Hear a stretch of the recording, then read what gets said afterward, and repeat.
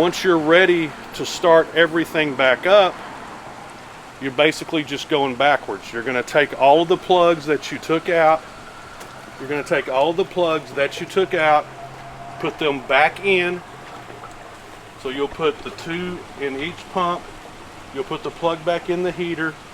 You'll tighten the union on the bottom to your UV tank if you have one.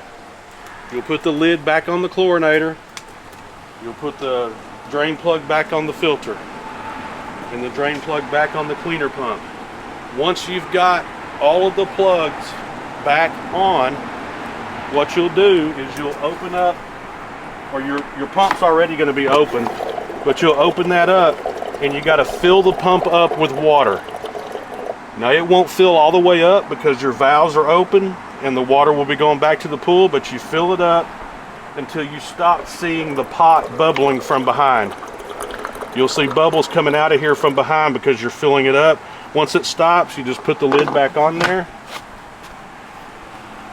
and now you're ready to start it back up. So like this one here, we're going to take the plugs and we're just going to put them back on. Now when you're ready to start it up, you're going to put it into service mode.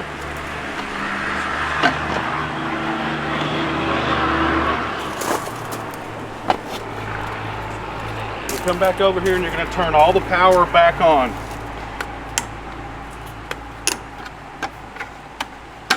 Okay, so all the power's on. Come over here.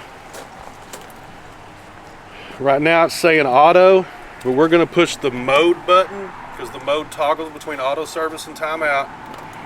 You push that to put it in service mode. And this just makes it easier to start up for you. Now right now that screen says display not active.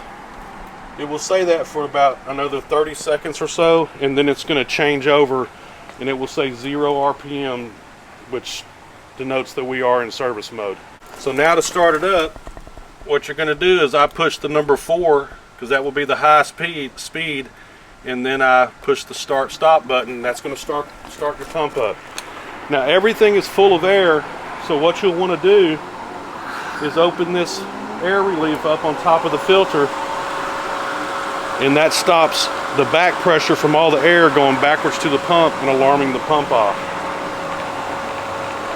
But as it's starting up, you'll see the water is going into the pump. What we want is pushing all of the air out here.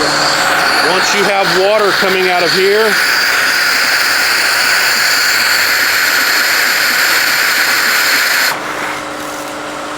you just turn that off. And now your system is started back up. Once you've got it started up, you'll come over here and put it back into auto mode by pushing the mode button twice. It'll go from service to timeout, and then timeout to auto. Now it will be running its normal schedule.